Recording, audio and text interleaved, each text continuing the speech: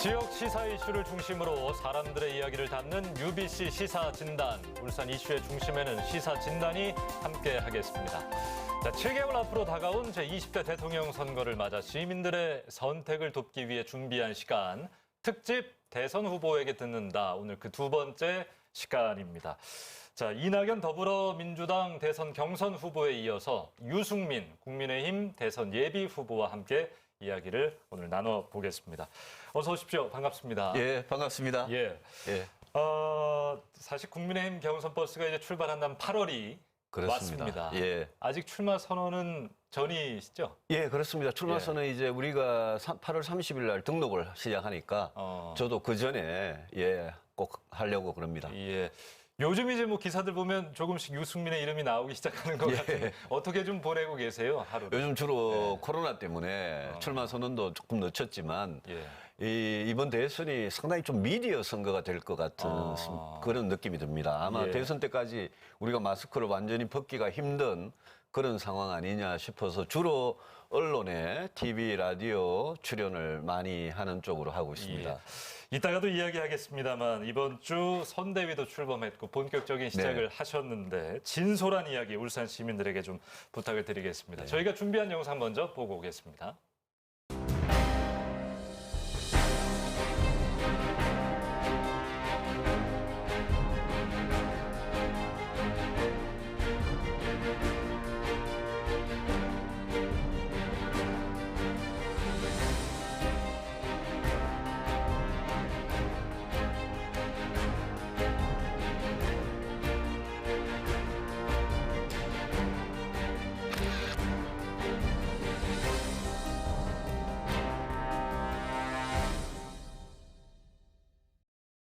자, 유승민 후보는 지난 2017년 대선에서 바른정당 후보로 나섰다가 그렇습니다. 4위로 낙선을 했습니다. 이제 대통령은 두 번째 도전인데요. 4년 전하고 우리 유 후보의 마음가짐이 조금 달라졌습니까? 어떻습니까? 4년 전에는 탄핵 직후에 무려 7개월이나 대통령 선거가 앞당겨져서 정말 4번 바른정당 후보로 어떻게 보면 지나고 나서 보면 좀 정신없이 치르고 아쉬운 점도 많았는데 지난 4년 넘는 시간 동안 많이 단단해졌고요. 더 많이 준비했고 또 이 코로나라는 위기를 겪으니까 이 위기 겪고 나서 대한민국이 어떻게 이제 다시 일어설 수 있느냐. 더 나은 재건을 위해서 나아가야 되는데 그 방법이 뭐냐. 특히 저는 경제를 오랫동안 고민해오던 사람이니까 대한민국 경제 어떻게 다시 이렇게 세울 거냐. 그런 고민을 많이 해서 저는 4년 전보다는 훨씬 많이 더 준비됐다고 자부합니다. 준비됐다. 네. 그런데 이런 지적이 있어요. 그 표현이 좀 그럴 수도 있습니다만 유승민이라는 상품은 참 좋은데 잘 안 보인다. 진열대 어디 있는 것인가. 4년이라는 시간 동안 어떤 준비를 어디에서 무엇을 하고 계셨는지. 그 4년은 지난 4년이 저한테는 굉장히 괴로운 시간이었죠. 왜냐하면 작은 정당에서 아주 정말 길바닥에서 가시밭길을 걸으면서 고생을 동지들하고 많이 했습니다. 그 동지들이 다 지금 국민의힘에 들어와서 국민의힘에서 가장 개혁적인 젊은 사람들하고 이번에 캠프를 같이 시작하게 됐습니다. 아무래도 어려운 시간을 겪다 보니까 제가 언론 노출이나 국민들한테 직접 다가가는 그런 시간이 좀 부족했던 것 같습니다. 최근에 이제 다시 시작하면서 이렇게 울산에도 오고 국민들 많이 만나려고 그러고 있습니다. 왜 대통령이 되려고 하시는 겁니까? 저는 우리 역대 대통령 중에 임기를 마칠 때 국민들의 아쉬움 속에서 박수를 받고 나간 그런 대통령이 국민들 기억에 거의 없습니다. 우리가 정권 교체를 하는 것도 중요하지만 이 중요한 시기에 정말 시대적인 문제, 경제 살리고 안보 튼튼하게 하고 그러면서 양극화 저출생 문제 해결하는 이 시대적인 문제를 해결해내는 그런 능력 있는 성공한 정부가 정말 필요한 때라고 생각합니다. 저는 꼭 정권 교체 반드시 해서 성공한 대통령, 성공한 정부 제가 제 손으로 꼭 만들고 싶다. 그래서 5년 지나고 나서 국민들께서 아 정말 저 사람 덕분에 대한민국이 발전하는 방향이 완전히 제대로 잡혔다. 우리가 다시 경제가 살아나고 다시 국민들한테 희망이 생겼다. 그 평가를 꼭 들을 수 있도록 저는 고민을 해왔습니다. 제가 대통령이라는 권력, 그 권력의 칼, 그 지위, 그 자리에 욕심을 내본 적은 지금도 그렇고 한 번도 없습니다. 저는 늘 정권 교체를 하는 것보다 정말 이 나라를 위해서 국민을 위해서 성공한 정부가 되는 게 훨씬 더 어렵고 중요하다 이런 생각을 해와서 그래서 제가 늘 보면 정책을 강조하는 것도 그런 이유입니다. 그러니까요. 말씀하신 것처럼 뭐 방송에 나오셔도 정책과 비전을 좀 잘 이야기하는 후보로 좀 많은 사람들이 알고 있는데 지지율이 예, 낮아요. 예. 이거 왜 그런 것 같아요? 지금 현재 제 지지율이 낮은 부분은 예. 방금 말씀하셨듯이 그동안 이제 좀 이렇게 안 보였던 그런 측면도 있고 국민들께서 저 유승민에 대해서 정말 제대로 모르시는 부분이 저는 많다고 생각합니다. 이제 제가 새누리당 원내대표 할 때 또 지난 대선에 출마했을 때 그때 보신 기억 그 정도일 건데 저는 제가 여야 후보를 통틀어서 어떤 후보보다도 저는 정책, 국가의 어떤 전략 이런데 저는 정말 고민을 많이 하고 준비해왔습니다. 사람들이 이제 대통령은 그냥 정치만 하는 자리 아니냐. 정책은 그냥 정책 잘하는 전문가들한테 맡기면 되는 거 아니냐. 이렇게 생각하는 거는 정말 위험하고 잘못된 생각이라고 저는 생각합니다. 왜냐하면 우리가 정치를 하는 이유가 어떤 더 나은 세상을 만들 거냐.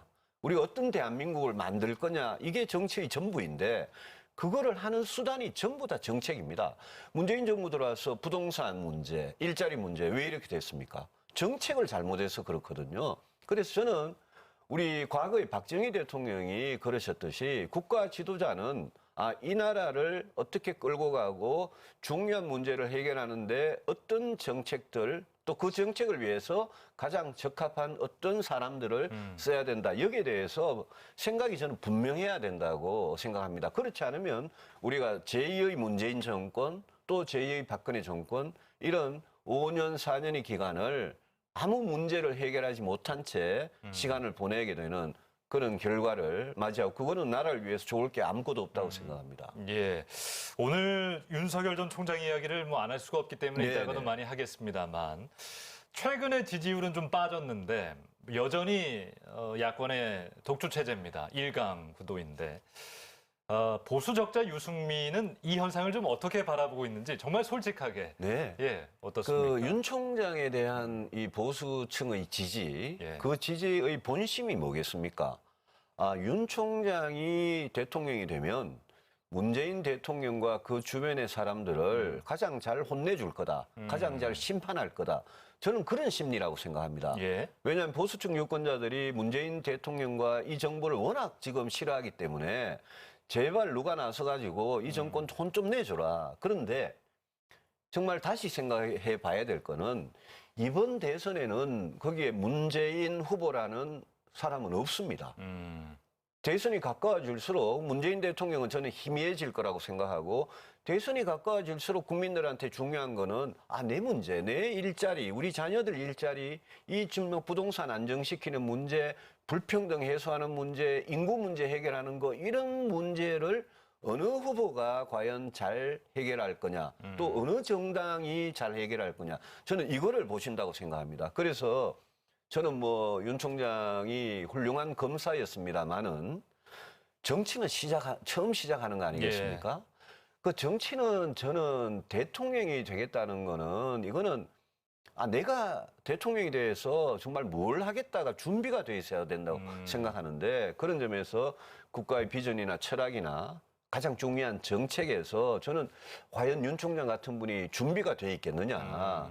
그런 걸 국민들께 생각하시면 저는 이 지지율은 지금부터 이제 한 3달 정도가 우리 국민의힘 경선이 가장 치열하게 전개되는 시간이거든요. 저는 국민들께서 생각도 바뀌고 그러다 보면 윤 총장 지지율이나 저희 지지율이나 굉장히 출렁일 수 있다고 변화가 있을 생각합니다. 것이다. 예. 예, 반등의 시점이 올 것이다. 그렇게 이게 과거하고 보시는군요. 다른 게 예. 과거하고 다른 게 과거에는 굉장히 알려진 후보들이 여야의 경선을 해가지고 했거든요.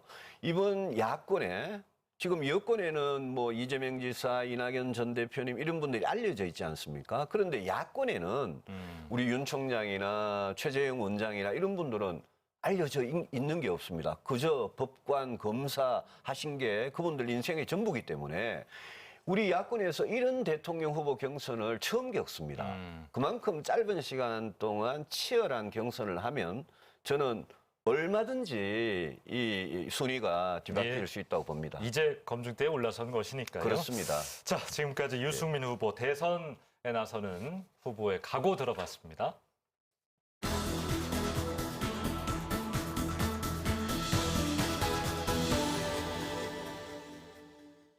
자, 이제부터는 판세 좀 짚어보겠습니다. 먼저 유승민 후보의 표현인데요. 네.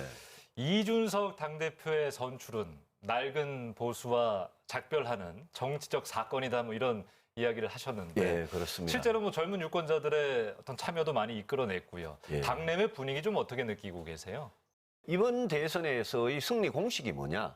저는 인구의 절반을 차지하는 수도권, 그다음에 중도층, 또 청년층, 그래서 제가 중수층이라고 그럽니다만은 중도층, 수도권, 청년층. 예. 여기에서 이기면 대선 이기는 거고 여기에서 지면 대선 지는 겁니다. 그런데 이준석 대표의 당선과 그 바로 직전에 서울시장 선거, 부산시장 선거에서 저희들이 그 가능성을 이제 본 겁니다.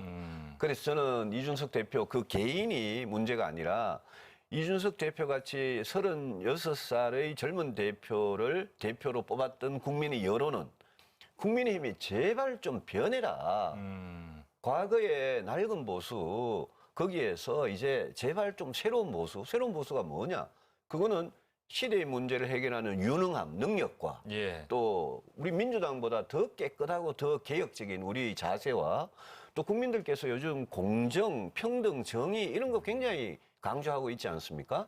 그러니까 새로운 보수는 헌법에 있는 자유뿐만이 아니라 정의, 공정, 평등 또 심지어 그동안 진보가 자기들의 전유물이라고 막 주장을 하던 생명, 인권, 환경, 평화 이런 가치들을 저는 새로운 보수가 그걸 다 안을 수 있어야 된다고 생각합니다. 예. 그래야지 중도층, 수도권, 젊은 층의 표심을 얻을 수 있다고 생각합니다. 예. 저는 이준석 대표 당선이 그런 점에서 변화의 시작이다라고 생각하고 지금 후보들 중에 저를 제외하고는 굉장히 보수적인 후보들인데 제가 중도 확장성은 제가 제일 있다고 제가 예. 감히 자부를 합니다. 그거는 뭐 알겠습니다. 그런데 예.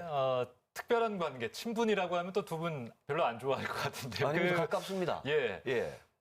그래서 당대표 선거부터 뭐 개파 논란도 좀 있었고 그런 게 그렇지 있었습니다. 않았습니까? 예, 예. 사실 이준석 당대표 체제의 예. 대선 후보 예. 나서셨는데 좀 예. 부담도 있을 것 같고 어떤 관계세요 지금? 부담 있죠. 왜냐하면 제가 초선 국회의원 때 제 방에 인턴을 했던 사람이고 예.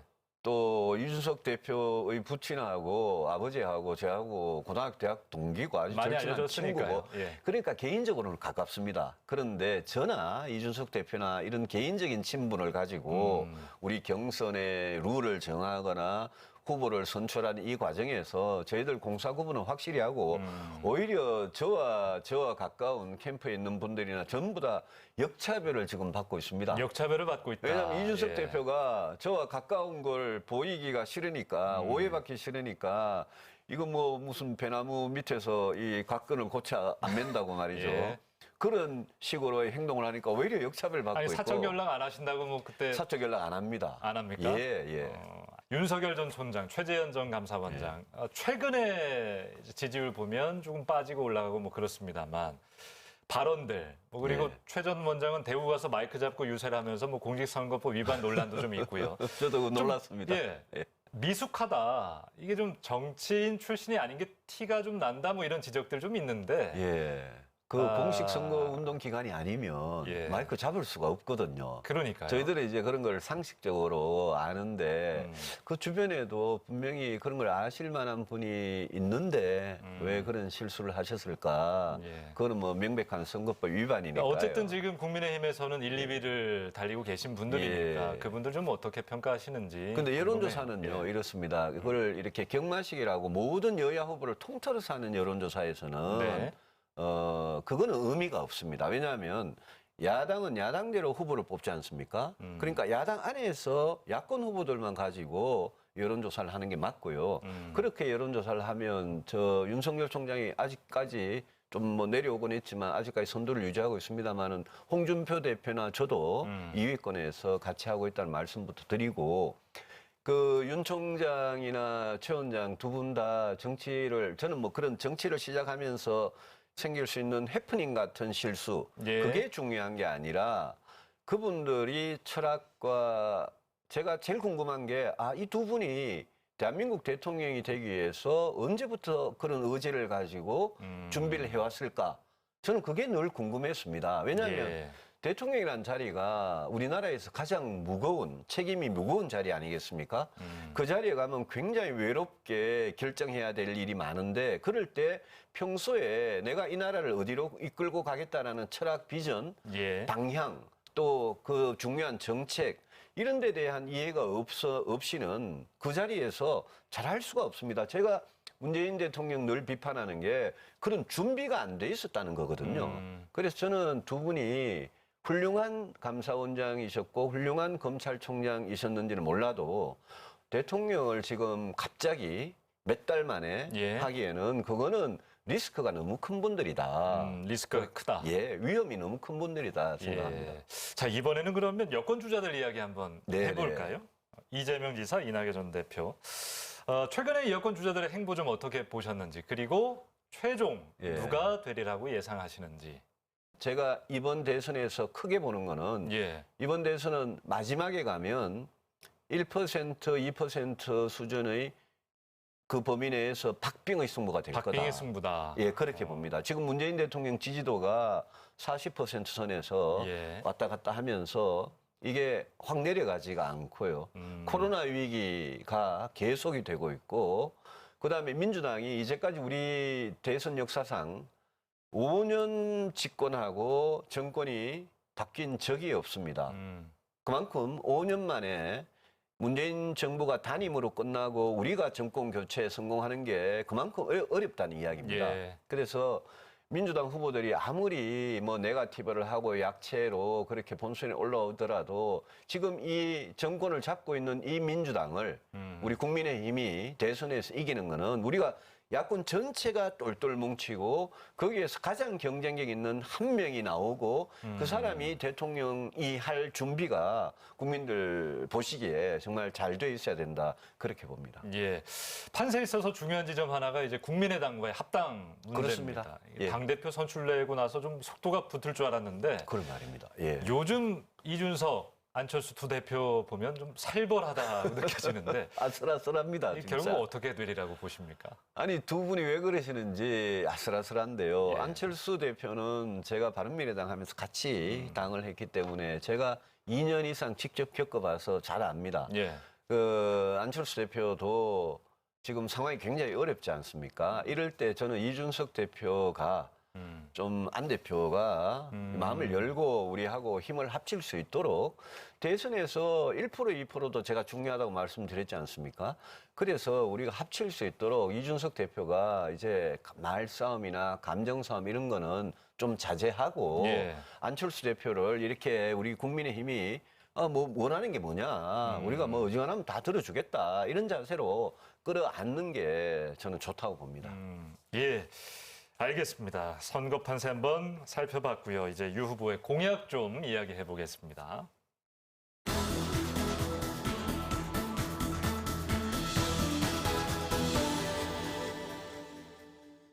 자, 정치가 내 삶을 좀 나아지게 할 수 없을까? 예. 코로나19 겪으면서 많은 국민들이 이런 예. 생각을 좀 하시는데요. 이 시대에 어떤 지도자가 좀 필요하다고 보세요? 저는 코로나 이후에 우리 대한민국 경제를 음. 다시 일으켜 세울 수 있는 그런 지도자가 꼭 필요하다고 생각합니다. 경제. 예. 가장 중요한 시대적인 문제가 국민들께서 지금 일자리, 주택 문제, 이게 전부 경제 문제거든요. 네. 그리고 국민들께서 양극화 불평등에 대해서 정말 심각하게 생각하고 계시고, 그리고 인구 문제가 세계에서 가장 지금 심각한 나라가 대한민국입니다. 그런데 이 문제들을 5년 단임 정부가 내가 한꺼번에 백화점식으로 이것도 해결하고 저것도 해결하겠다 이래가지고는 거의 대부분이 보면 하나도 제대로 해결 못하고 5년이 지나가게 됩니다. 다음 대통령은 부동산 문제를 포함해서 집권 초반에 경제를 다시 일으켜 세울 수 있는 거기에 온 힘을 쏟아붓고 예. 그래서 경제가 어느 정도 일어서기 시작하면 그게 그 성장의 힘이 일자리 주택 문제뿐만이 아니라 그 성장의 힘이 불평등을 해소하고 인구 문제를 해결하는데 저는 경제 성장이 일종의 방아쇠 역할을 한다고 저는 생각을 합니다. 예. 그래서 다음 대통령이 임기 초반에 해결해야 될 가장 중요한 문제. 예. 그거는 코로나 이후에 이 경제 민생 문제를 해결하는 건데 그 핵심이 일자리하고 주택이지만 예. 그 배경에는 밑에 흐르는 물에는 거기에는 경제를 다시 성장 동력을 다시 일으켜 세우는 게 제일 중요하고 우리 울산, 경남, 부산 제가 이렇게 다녀보면 예. 과거 여기가 우리 산업의 메카 아니었습니까? 그럼요. 제조업의 메카 아니었습니까? 그런데 우리 경제를 다시 일으켜 세우고 바깥에 나갔던 해외 나갔던 기업들이 다시 돌아올 수 있게 하고 외국인들이 투자를 하게 하고 하는 거는 예. 그거는 정말 경제에 전념을 다하는 그런 지도자가 나타나야 가능한 일이라고 생각합니다. 해외로 나간 기업들, 다른 도시로 나간 기업들 돌아오게 하려면 노동개혁 필요하다 이 얘기도 하셨었잖아요. 그렇습니다. 어떤 구체적으로 어떤 얘기입니까?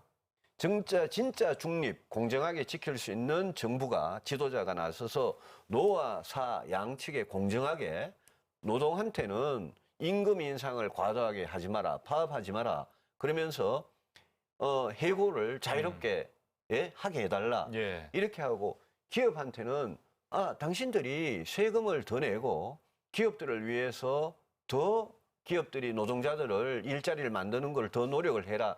이런 걸 서로 핵심 이익을 양보하는 그런 대타협을 이룬 나라들이 오늘날 유럽의 선진국이 돼 있는 스웨덴, 덴마크, 네덜란드, 독일 이런 나라들이 과거 경제 위기가 올 때마다 그런 노사 대타협을 다 했습니다. 우리나라가 그걸 못한 겁니다. 예. 그런 거를 다음 지도자가 정말 용기 있게 하고 나면 그러면 이번에 문재인 대통령께서 미국 가셨을 때 현대차, 삼성, SK, LG가 가가지고 무려 44조 원의 미국 투자를 약속을 하고 왔습니다. 예. 생각해 보십시오. 그 44조의 4대 이 대기업이 44조의 투자를 만약 여기 울산에, 창원에, 구미에 했다면 이 지역에 좋은 일자리가 얼마나 많이 생겨나고 이 지역의 산업의 경쟁력이 얼마나 올라가겠습니까? 그걸 못하고 있는 이유가 뭐냐? 기업들이 나갔던 기업들이 유턴을 못하고 있는 이유가 뭐냐? 저는 노동이 가장 큰 걸림돌이라고 생각하는 거죠. 예. 그래서 제가 대통령이 되면 저는 귀족노조, 강성노조를 때려잡겠다. 이런 식으로는 표현 절대 안 합니다. 예. 왜냐하면 민주노총이고 한국노총이고 또 우리 비정규직 근로자들이고 대통령하고 앉아가지고 몇 시간이고 며칠이고 대화를 해야 될 대상이고 그분들을 설득해야지 노동시장 개혁이 가능하거든요. 그래서 저는 그런 노동개혁을 꼭 해보고 싶다는 말씀드립니다. 예. 울산 시민들이 관심 있게 그 공약들 지켜보실 것 같은데 울산 현안과도 맞물려 있기 때문에 그렇습니다. 이야기를 좀 들어봤습니다. 인구 문제입니다. 네. 아이 키우기 좋은 나라 만들겠다고 하셨잖아요. 예. 구체적으로 어떤 나라입니까? 저한테 제일 가장 중요한 공약 중에 하나가 아이 키우고 싶은 나라입니다. 지금 세계 조사 대상 198개국 중에 우리나라 합계 출산율, 여성 한 분이 평생 낳는 아이의 평균적인 숫자가 합계 출산율인데 예. 그게 지난해 0.84, 올해는 0.8을 이하로 떨어질 그런 전망이 이거는 세계에서 그냥 압도적으로 꼴찌입니다. 예. 이대로 가면 50년, 100년 후에 대한민국이란 나라가 이 지구상에 존재할 수 있느냐? 그 직결되는 문제이기 때문에 이 문제는 반드시 해결해야 되는데 이것조차도 노동개혁과 똑같이 역대 정권이 이걸 제대로 못했습니다. 저는 어떻게 들릴지 모르지만 공무원 교사가 많이 사는 세종시에 가면요. 예. 합계 출산율이 OECD 평균하고 똑같습니다. 대한민국 전체는 이렇게 떨어져 있는데 왜 그러냐? 거기 공무원들이 많이 사시거든요. 그러니까 공무원처럼 안정된 직장에 은퇴하고 나면 연금이 나오고 월급도 괜찮고 거기다가 육아휴직이 3년입니다. 예. 민간기업은 1년도 지금 법적으로 되어 있는 1년도 못 쓰고 있거든요. 그래서 제가 지금 일자리 주택 문제가 이 결혼하고 아이를 낳는데 진짜 중요한 문제지만 결혼하고 아이를 낳고 출산하는 이것만 생각해 보면 제가 엄마 아빠들이 경제적인 부담 때문에 시간적인 부담 때문에 아이를 못 낳는 이런 일은 제가 막도록 하겠다. 그래서 제 아이 키우고 싶은 공약이 전부 다 육아휴직 3년, 육아휴직 기간에 급여를 올려드리고 산모의 건강, 신생아의 건강, 산모의 육아, 심지어 초등학교 갔을 때 학교에서 정규 시간을 더 늘리고 돌봄 교실을 더 늘려서 맞벌이 부부들한테 이 초등학교가 오히려 보육과 교육 기능을 동시에 하는 이런 다양한 공약들이 거기에 포함이 되어 있습니다. 예. 저는 이 공약들은 정말 우리 젊은이들께서 좋아하실 거라고 생각합니다. 일자리 그리고 육아 예. 이 국민의 삶과 아주 직결된 문제인데 이제 부동산 이야기를 그럼 해보지요. 네네. 부동산 정책 어떻게 하실 겁니까? 저는 문재인 정부가 공급은 늘리지 않고 세금과 규제는 강화했는데 예. 노무현 정부 때 똑같은 실패를 한 거를 더 세게 반복을 했습니다. 제가 대통령이 되면 수도권이 부동산 문제의 진앙지입니다. 수도권에서 부동산 값이 올라가면 그게 산불이 이렇게 건너뛰듯이 울산에도 부산에도 부동산 가격에 영향을 미칩니다. 예. 제가 대통령이 되면 공급을 확실하게 늘리고 집권 초기부터 부동산 관련 세금은 저는 줄여드리겠습니다. 부동산 관련 세금이 지금 재산세, 종부세 이게 보유세고요. 취득세와 양도소득세 이게 이제 거래하고 관련된 세금인데 둘 다 너무 높여놨고 특히 그 아파트의 이 과세의 기준이 되는 공시가격을 이 정부에 들어와서 엄청나게 빠른 속도로 매년 두 자릿수 %로 인상을 했습니다. 예. 그러니까 공시가격도 오르고 이러니까 어지간한 중산층 서민 중에 내 집 있는 사람은 재산세가 늘어나고 내 집이 없는 사람은 그 세금이 내 월세, 전세, 정가가 돼가지고 전월세가 올라가는 이런 악순환에 빠졌습니다. 그래서 제가 대통령이 되면 수도권부터 시작해서 공급을 초반에 확실하게 늘리고 예. 부동산 세금과 규제는 확실하게 낮추어서 세금 부담은 줄어들이고 부동산 가격은 점차 내려가는 그런 걸 꼭 만들겠다는 말씀을 드립니다. 공급 늘린다고 말씀하셨는데 이재명 후보 측은 기본주택 100만 호 그 공약을 네. 내세우지 않았습니까? 공공 임대 방식인데 민간 주도의 100만 호를 공급하겠다 공약 내시지 그렇습니다. 않았습니까? 이건 어떻게 하시는 거죠? 이재명 지사가 제가 이 방송에서 표현을 어떻게 써야 될지 모르겠는데 이재명 지사 기본소득, 기본주택 이거는 국민 여러분들께서 정말 썩으면 안 됩니다. 이거는 거의 사기성 포퓰리즘이기 때문에 기본주택이라는 게 이런 겁니다. 주택이 없기만 하면 재산소득하고 관계없이 아주 좋은 위치에 넓은 그런 집을 굉장히 싸게 살게 해주겠다는 겁니다. 그거는 그런 공공임대주택은 그거는 지금 공산주의 사회주의 국가에서도 수십 년에 걸쳐서도 돈이 없어서 못한 겁니다. 예. 왜 돈이 없느냐? 짓는데 돈이 들고 임대를 싸게 해주니까 손해가 나니까 그거 보전하는데 돈이 듭니다. 그래서 기본소득도 너무 이 국가혁명당의 허경영 대표 비슷한 공약이었지만 기본주택은 더 황당한 공약이고 제가 왜 민간 주도로 하겠다고 그러냐 하면 부동산에 관해서 수요자의 다양한 요구, 어디에 살고 싶고 어떤 아파트에 살고 싶고 1인 가구는 어떤 아파트를 원하고 이런 거를 가장 잘 아는 거는 LH공사 같은 공기업이 아니고 이건 민간기업입니다. 예. 그래서 저는 정부는 LH를 이용해서 택지를 공급하는 그런 역할만 주도적으로 하고 짓고 그걸 하는 구체적인 거는 민간한테 맡겨놓으면 된다. 가격을 걱정을 하시는데요. 민간이 지으면 가격이 너무 뛸 거다 걱정하시는데 가격은 분양가로 결정되는 게 아닙니다. 가격은 수요와 공급에 따라서 결정되기 때문에 공급이 많아지면 그러면 가격은 저절로 내려오게 되어 있습니다. 예, 알겠습니다. 이제는 울산 이야기를 좀 해보겠습니다. 네네. 우리 유승민 후보가 생각하는 예. 울산 지역의 최대 현안은 무엇일까요? 제가 경제 대통령 이야기를 했지만 울산은 우리나라에서 정말 제조업을 위주로 한 산업, 석유화학, 조선, 자동차 이게 제일 먼저 시작한 도시 아니겠습니까? 우리나라 산업의 수도입니다. 그러니까 우리나라 제조업이 경쟁력을 갖느냐 못 갖느냐는 울산 경제가 어떻게 되느냐를 보면 저는 직결된다고 생각합니다. 울산이 한때 1인당 GRDP가 뭐 지금도 제일 높긴 합니다만은 1인당 GRDP가 갈수록 올라가고 울산 시민들의 1인당 소득은 뭐 거의 선진국 수준이었다. 근데 지금은 울산이 인구가 유출이 되고 감소하는 나라. 지금 그동안 우리나라를 먹여 살렸던 자동차, 조선, 석유화학이 지금 자꾸 어려워지는 그런 상황에 있기 때문에 저는 제조업을 일종의 르네상스라 그러죠. 제조업을 리쇼링해서 다시 유턴하도록 불러들이고 제조업을 다시 일으키는 그 본보기가 저는 울산이 다시 돼야 된다고 생각합니다. 그래서 울산이 지금 수소 경제나 이런 거는 굉장히 먼 이야기거든요. 지금 당장 주력 업종의 경쟁력을 어떻게 살리느냐.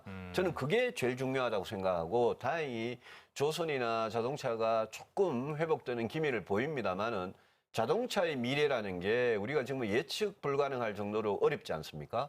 조선도 중국이 따라오고 여러 후발국들이 따라오는데 어떻게 우리가 세계 1위를 계속 유지해 나가느냐 이게 중요한 거 아니겠습니까? 예. 그래서 자동차, 조선, 석유화학 이런 이 주력 산업들이 다시 울산에서 경쟁력을 회복해서 많은 일자리가 생길 수 있도록 저는 정부가 지원할 수 있는 거는 다 지원해야 한다고 생각합니다.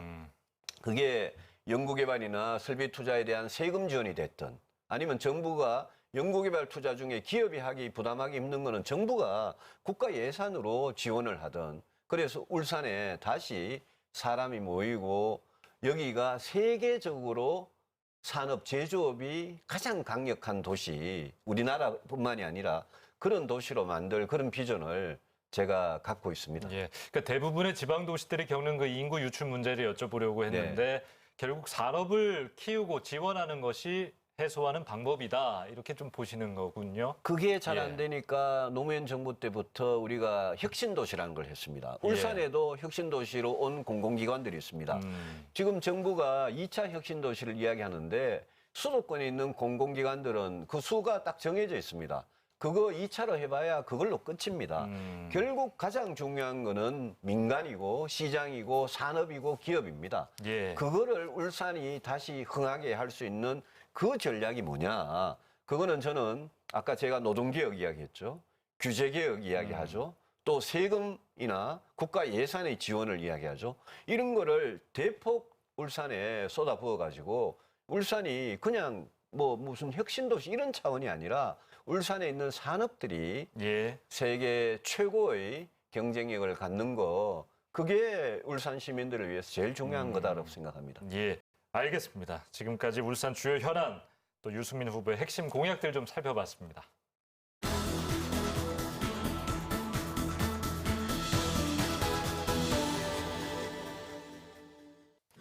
자, 오늘 시사진단 유승민 국민의힘 대선 예비 후보와 이야기를 나누고 있습니다.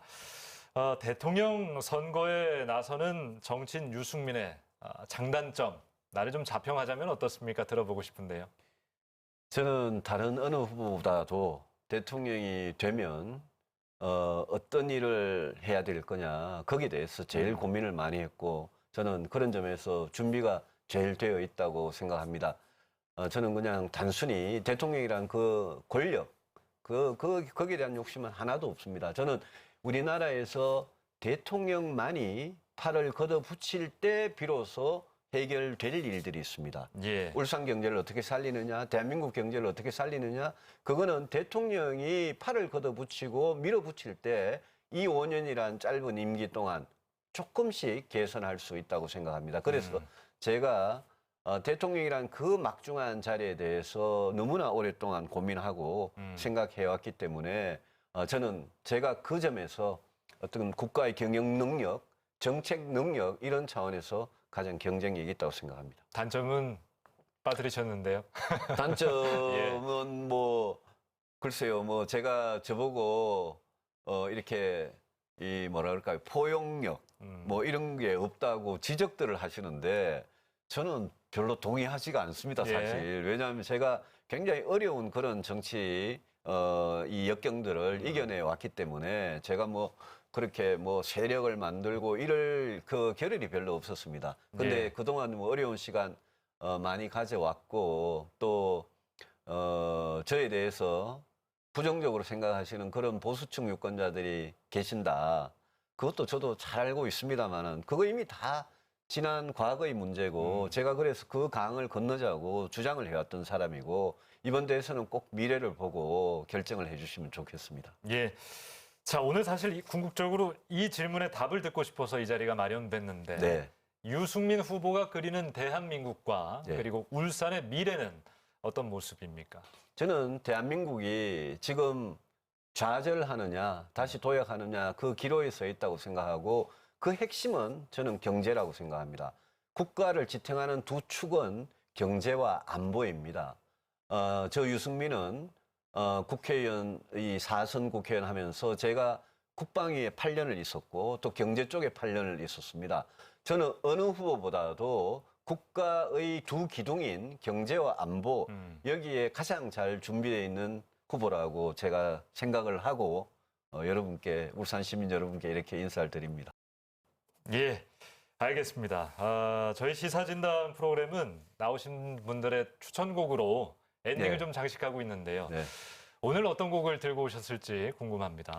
예, 제가 그 빈센트라는 돈 맥클린이 부른 빈센트는 빈센트 반 고흐라는 화가의 노래입니다. 아주 익숙한 멜로디군요. 예. 어떤 이유에서 이 곡을 이 스타리 스타리 나이트부터 나오는 게 이게 고흐가 그린 그림을 가사로 이렇게 계속 여러 그림들을 옮겨가면서 부르는데 아하.